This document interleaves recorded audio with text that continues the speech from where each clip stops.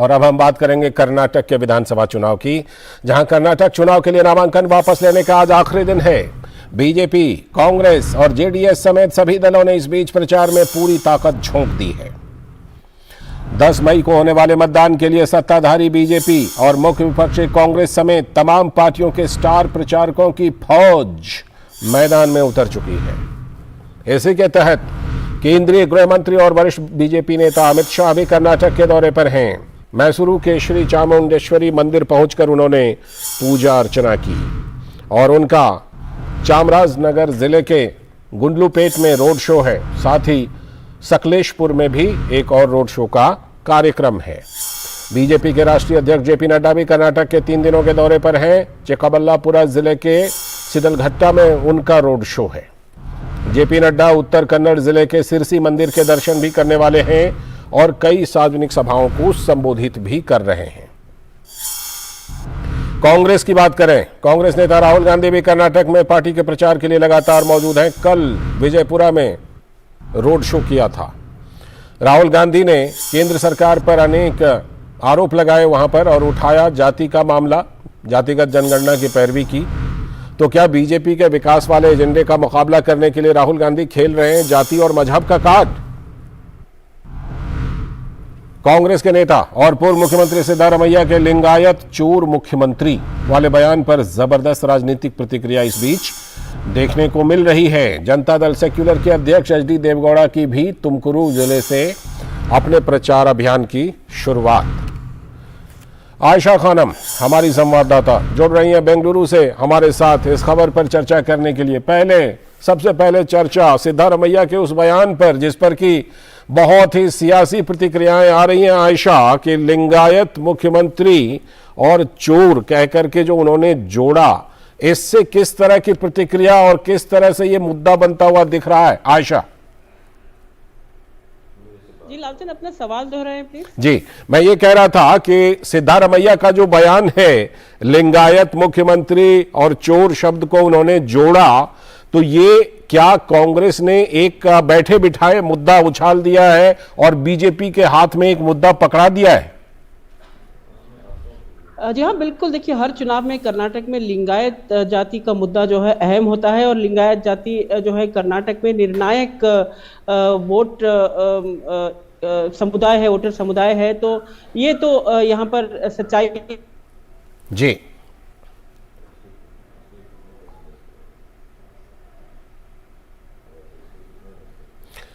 आयशा से हमारा संपर्क फिलहाल टूट रहा है, लेकिन आयशा से हम जोड़ने की दोबारा कोशिश कर रहे हैं। आयशा खानम हमारी संवाददाता, जैसा कि हम बता रहे हैं कि कर्नाटक में अब जो है स्टार प्रचारकों की फौज मैदान में है।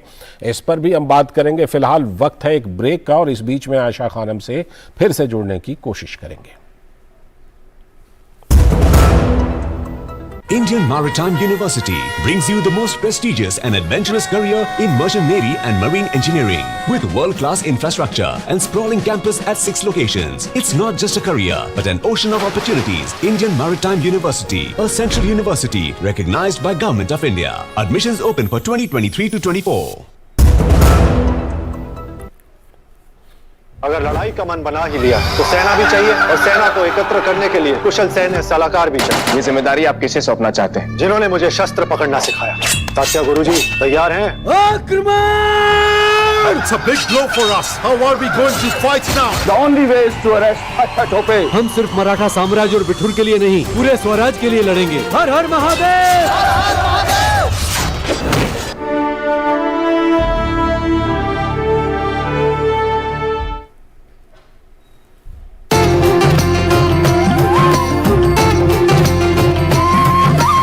आपकी बातें सुनता हूं, आपके लिए सोचता हूं, आपके सुझाव देखता हूं, उसी से मेरे विचारों की एक दौड़ शुरू हो जाती है जो आकाशवाणी के माध्यम से आपके पास पहुंचती है। यही तो मन की बात है, जन जन से नाता होना।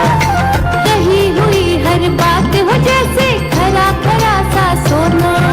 लक्ष्य जिसका देशभक्त के बीजों को ही बोना। जो बात देश को प्रेरणा दे, हर भारतीय को दिशा दे, वही है प्रधानमंत्री नरेंद्र मोदी जी के मन की बात। देश दुनिया की प्रगति और भारतीय मूल्यों की यात्रा है प्रधानमंत्री का कार्यक्रम मन की बात। तो सुनिए इस महीने 30 अप्रैल सुबह 11 बजे मन की बात। आपकी बात भी बन सकती है मन की बात के 100वें एपिसोड का हिस्सा। क्या आपके पास भी न्यू इंडिया से जुड़ी कोई प्रेरक कहानी है? जरूर होगी। तो देर किस बात की, साझा कीजिए अपनी कहानी 27 अप्रैल तक और जुड़िए मन की बात के 100वें एपिसोड से और हमेशा के लिए इस यादगार एपिसोड का हिस्सा बन जाइए। इसके लिए डायल करें।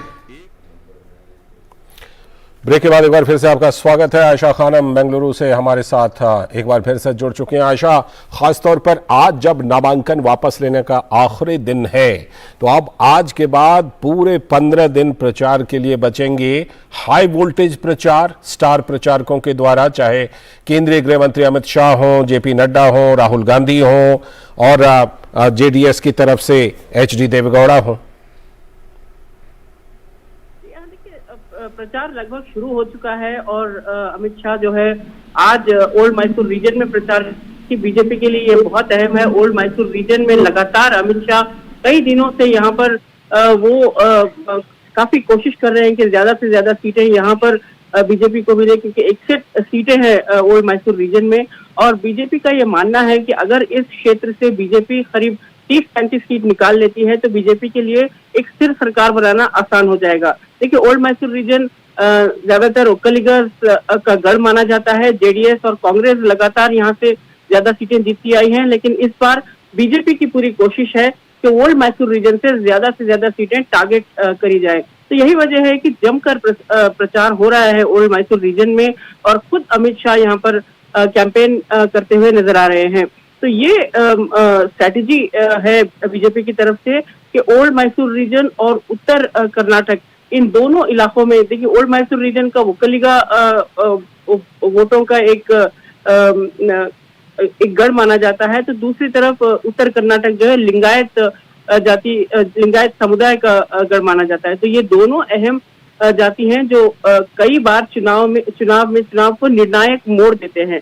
तो ऐसे में बीजेपी के लिए बहुत जरूरी हो जाता है कि ये दोनों रीजन पर ज्यादा से ज्यादा फोकस किया जाए।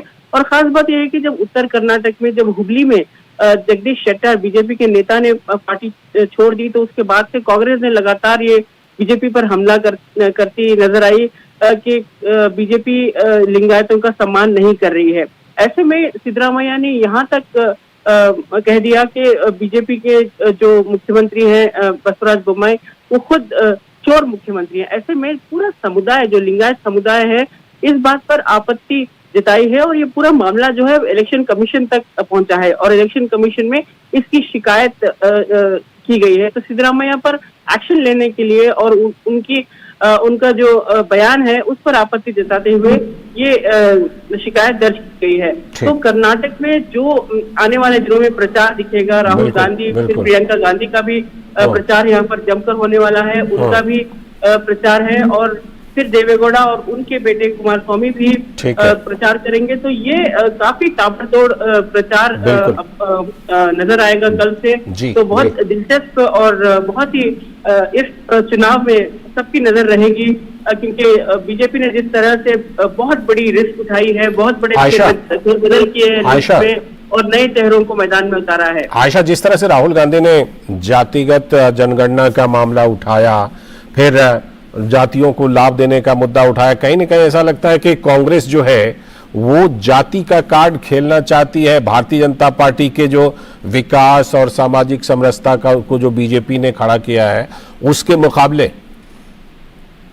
जी हाँ, बिल्कुल। राहुल गांधी का यही रणनीति नजर आ रही है, क्योंकि उन्होंने लगातार 2 बार इस मामले को उठाया है और ये मांग की है कि जो पिछले सेंसस हुए थे उसको जारी किया जाए और उसके आधार पर उन्हें वो ये डेटा जानने की कोशिश कर रहे हैं कि किस तरह से अलग अलग समुदाय और के लिए रिप्रेजेंटेशन हुआ है, उन्हें कितनी स्कीम्स और योजनाएं पहुंची हैं। देखिए, राहुल गांधी का निशाना सीधा प्रधानमंत्री नरेंद्र मोदी होते हैं। वो यहाँ के स्थानीय मुद्दों पर बात करने के बजाय वो सीधा प्रधानमंत्री पर व्यक्तिगत हमले करते हुए नजर आते हैं। तो उनके हाथ ये जो कार्ड लगा है, जब मल्लिकार्जुन खड़गे, एआईसीसी अध्यक्ष मल्लिकार्जुन खड़गे ने प्रधानमंत्री को पत्र लिखा था, तो तब से लगातार एक स्ट्रैटेजी बनाते हुए राहुल गांधी ने ये मांग की है कि जनगणना दोबारा हो और जो पहले की गई थी उसका पूरा डेटा साझा किया जाए।